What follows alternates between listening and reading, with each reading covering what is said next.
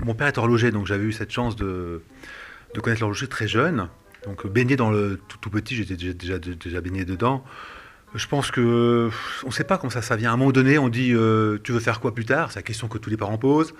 Je me souviens à l'époque, mon père m'a dit bah non, je voulais pas être horloger à la base. J'ai dit non, je veux pas faire ton métier, ça m'intéresse pas. Je pense grosse déception de mon père à l'époque, sûrement à mon avis, ça devait être un... Et puis quelques années plus tard, je pense que j'ai découvert, j'ai dû mûrir aussi, j'ai dû beaucoup casser derrière son dos sans lui montrer tout ce que j'ai dû faire. Puis un jour je lui ai dit bon écoute, on s'inscrit à quelle école? Ah, c'est tout. Bah, il me dit bah là, on s'inscrit. Donc je me suis inscrit à une école en France, qui était l'école d'horloger d'Annette à l'époque, qui malheureusement a fermé parce que bah, c'est comme tout, hein, peu d'élèves. Et puis bah voilà, j'ai fait mon cursus tranquillement, mes 4 années, et puis avec l'objectif quand même d'être un jour professeur. J'ai essayé de faire mon cursus par rapport à ça. Donc, alors mon père étant restaurateur d'horlogerie ancienne et de montres. Après, je suis allé bah, un petit peu en Suisse, naturellement, c'était évident. Et puis j'ai un petit peu picoré au démarrage pour bah, acquérir des compétences. Puis un jour, bah, je dirais que bah, je mettais tous les ans ma candidature au rectorat de Paris pour avoir une place d'enseignant. Puis un jour, on me dit vous êtes prêt pour lundi prochain? Bah oui, ok, j'arrive. Voilà.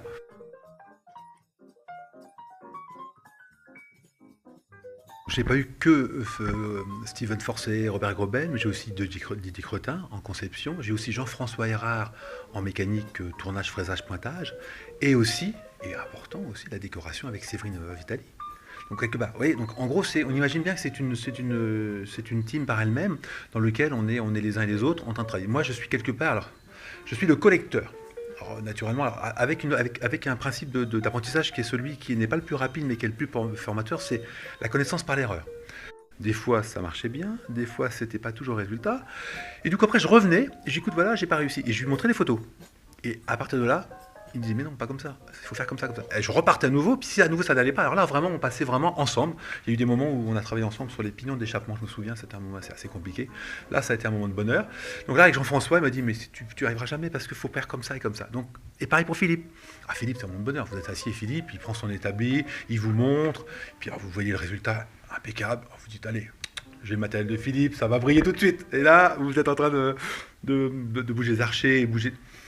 Puis vous lui montrez, puis on voit qu'il dit pas génial tout de suite, il dit ouais, ça manque quelque chose quand même. Et là on se dit, bah, même avec le matériel, c'est compliqué. Donc c'est vrai, la transmission c'est important. Et puis il faut surtout l'avoir fait pour pouvoir dire. Je ne verrai pas. Je peux vous expliquer tout ce que j'ai fait sur le projet. Autre chose, je ne pourrais pas vous répondre pour le moment parce qu'on ne l'a pas fait. Donc ça c'est important. Autre chose, il faut penser aussi qu'actuellement c'est pas fini. Contrairement à ce qu'on... Alors oui, cette montre a été vendue, cette somme va pouvoir aller à Time Ion Foundation et de façon après pour pouvoir aussi promouvoir, parce que ce qu'on veut, c'est pas que je sois le gardien, au contraire, on veut après ouvrir. Et donc malheureusement, pour faire venir les jeunes horlogers sur la Suisse, il faut avoir des financements. Et donc Time Ion va permettre ceci. Donc quelque part, ma première action est terminée, mais une qui arrive et qui est tout aussi importante, qui est donc de fabriquer les 11 pièces, mais aussi, indirectement, commencer la transmission du savoir.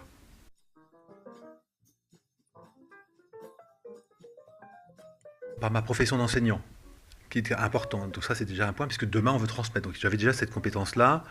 Et puis j'avais rencontré Robert Grobel aussi, sur les bancs de l'école. À un moment donné, on s'était croisés. Après, j'avais recroisé aussi Steven, aussi un peu plus tard. Donc on se connaissait, on se voyait pas tout le temps non plus, mais de temps en temps. J'étais venu faire des stages avec Robert aussi.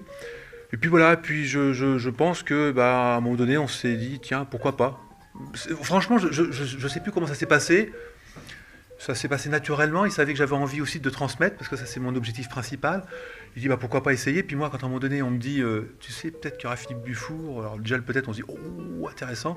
Donc moi j'ai dit tout je signe. Alors j'ai eu la chance par contre par rapport à ça, à ce que mon proviseur de l'époque, donc mon supérieur hiérarchique, m'a donné totale carte blanche pour partir pendant 3 ans, parce que pendant 3 ans j'ai donc arrêté d'enseigner pour être à 100% pour le projet Naissance d'une montre qui a demandé la conception. Il faut penser, c'est que j'ai fait la conception, la fabrication, les prototypes, 1, puis 2, puis 3, puis ça marchait pas bien, donc on a passé beaucoup de temps.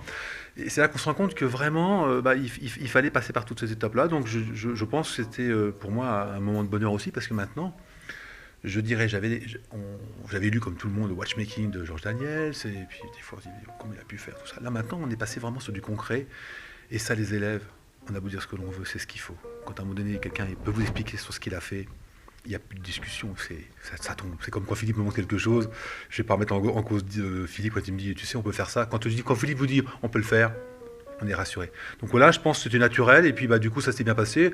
J'ai proposé des choses au démarrage. Je me rappelle, c'est qu'au démarrage, pendant un an avant vraiment le commencement, je me rappelle, c'était Robert me dit voilà, propose-nous quelque chose.